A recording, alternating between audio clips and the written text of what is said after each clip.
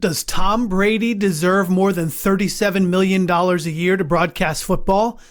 We're going to answer that question. But it's more than just Tom Brady. Does any athlete or former athlete deserve 5, 10, 15, 20, 35, $37.5 million a year? Let's talk about that because it's become an important question as we just got through the football season. And I had a couple conversations with people about that, and it's something we want to talk about. So, first thing, does he deserve his contract to pay him $37.5 million a year? Well, much of that discussion, I think, from some people revolves around envy, revolves around, well, I want that. Why is it fair that you have that? So we're not going to touch on that part of it right now. That's a separate discussion. Very much the same that the Tony Romo contract elicited those same feelings and opinions and thoughts a few years ago. Possibly it was different because Tony Romo, different type of player than Tom Brady, and Tom Brady obviously reached the stature of maybe the best quarterback ever. Certainly in the modern era, and there's a few others you could throw out there. Personally, I'm a big Joe Montana fan. I was a big fan of his, and so I certainly think he was one. There's Dan Marino and Favre, and then some of the older guys as well. But putting that aside, it's very similar to what the conversation was about Tony Romo. So let's talk about some of the things that Tom Brady does bring. We're going to talk about the positives and then the contrary thoughts, and then I'll give you my opinion on whether or not Tom Brady deserves the $37.5 million per season to broadcast football for Fox. When you talk about former players, they do bring an expertise. They bring an experience that, number one, non-athletes can't bring, and number two, non-premier players can't bring. So here's what I mean by that. When I was working at WFUV radio and overseeing the staff of sports broadcasters, I had the philosophy that anyone can be a color analyst if they knew the game. It was certainly beneficial if they played because then they had some of that firsthand knowledge. But I was speaking mainly out of experience because years ago, I broadcast high school basketball games and football games as the color analyst. And while I did play those sports as a youth, I didn't play them at a professional level. But I knew the game, and I was able to dissect plays and talk about the how and the why. Those are the things that a color analyst does. But when you're talking about the premier levels, let's say the NFL, a former player does have the ability to shed light and to share an experience that just some joker off the street or a really good broadcaster just might not be able to, because there's two separate roles: play-by-play, which is more the role that I fit in my career, and then the color analyst for the most part as a player as you get up the ranks. So they can certainly add that expertise. Another thing that top players have, and former NFL players in this case, when they're broadcasting an NFL game, is they have access to a lot of information. What do I mean by that? Well, they've got friends. They've got former players, colleagues, coaches, former teammates that they can go to and gather a lot of information. So it helps to color their knowledge. It helps to give them a well-rounded knowledge of what's going on, of the different participants. And that can be priceless. It can be extremely valuable. Not to say that any other broadcaster can't develop that, because it's a crucial ingredient for broadcasters to be successful long-term, to have a network of people to gain information, to build relationships, to network, because you find out things, you learn, and you improve that way. But when we're talking specifically about Tom Brady, he has access to all of that, to the top players, to the top coaches, and he has access to things that other players don't. So that's a big advantage for Tom Brady. Another thing with former players in the booth, it seems like it's really been a an extensive trend over the last 20 or 30 years. But what former players in the booth can do is offer a bit of credibility, name recognition, and that can be for good or bad. So we've certainly seen a lot of instances where a player brings a lot of name recognition, but isn't necessarily a great broadcaster. And I'm not going to name any of the names, but you've seen them in the NFL, you've seen them in the NBA, seen them in baseball. So name recognition can be a good thing, good or bad. What do they say? That any publicity is good publicity.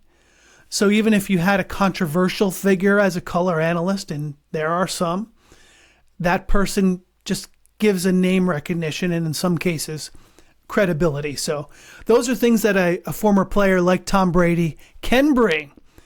Is it worth $37.5 million? We're going to answer that in just a minute. But let's talk about the other side of that coin. The great Marty Glickman used to sit with us at Fordham University every Tuesday and critique our tapes and coach us with sports broadcasting. And one of the great lines that Marty had, which is so true, Marty said, the only person who tunes into a broadcast to hear the broadcaster is his mother. And only Marty could say it with the way that he said it in his New York authoritative voice. And that's true. I was talking with a buddy the other day, a broadcaster, and we were talking about some of these issues, and Tom Brady and his contract came up.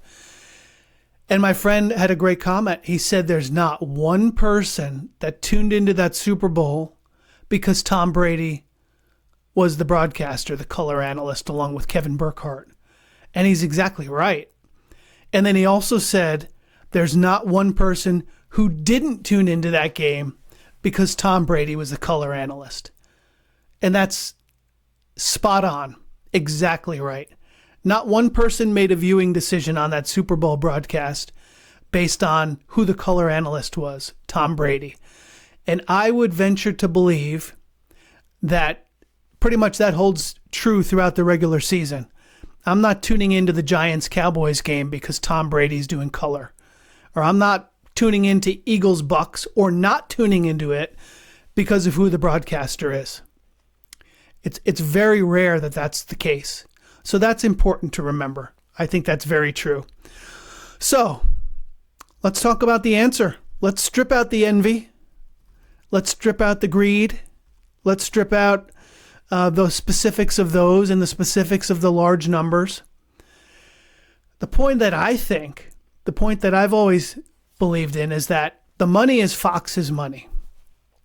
So if they choose to pay it, then yes, he deserves it. If they make the free choice that Tom Brady deserves $37.5 million and they want to pay it, then yes, I think he deserves it. And at the same time, does it make financial sense? Does it boost Fox's bottom line?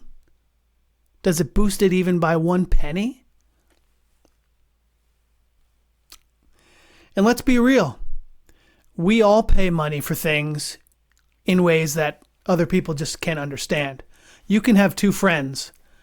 One spends money on one thing, and the other friend thinks it's ridiculous, and vice versa. So we all do that. As humans, as Americans, we're in a consumer culture, and we all spend money on things at different levels, on things that are important to us, whether someone else gives it value or not. And I think about the $7 latte, which to me, I get the $1 or $2 fast food coffee and I'm fine. Talking about the $1,000 or the $100,000 sports car or Cybertruck. The Cybertruck might do it for me, might not do it for someone else. Talking about vacations, designer clothes. These are things that we pay more for, that we may value and we may pay more. We may freely choose, but someone might not. Just like Fox freely chose to pay Tom Brady and another network might not. Or a sports fan might think that's ridiculous. Exorbitant college degrees, private school, streaming cable services, high-end bottles of whiskey or wine. if you're not a wine connoisseur, you look at a bottle and maybe you taste it and you don't know the difference between a $10 bottle and a $300 bottle. I certainly am not a connoisseur, so I wouldn't be able to sit down and tell you. So to me, the value of that $300 bottle might not be a big deal. But to someone else, they might be willing to pay it, just like Fox is willing to pay. Trading cards, that's another one. It's tied up in emotion. It's tied up in all kinds of things. Comic books, collectible NFTs, upgraded seats at a concert or a game.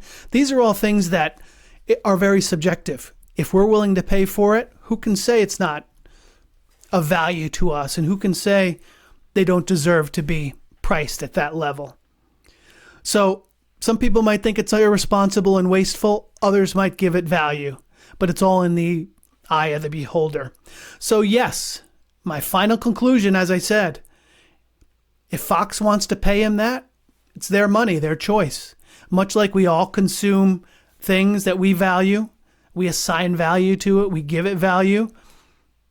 Fox obviously has valued Tom Brady in that way, so he does deserve the money. No one's compelling them to do it. They're doing it out of free will. It's free will, so he does deserve it. And after all, this is America. So at this point, I think it's a great thing. If he can earn it, God bless him. Go for it. It's going to obviously be a great benefit to him and his family. And if someone has a problem with that, I think maybe that's a whole topic for another discussion. But my complete answer, my final answer is that, yes, if Fox or anyone else wants to pay Tom Brady $37.5 million, then he's worth it. And he's earned it, and he deserves it. And you may disagree completely. Please let me know in the comments. Hopefully you're subscribed. And obliterate the like button so YouTube can share this with more people. But what we do is we talk about the issues. We talk about sports broadcasting. We talk about becoming a better sportscaster and a better sports fan. So hopefully you enjoyed this conversation. My name is Rick, and I'll see you next time.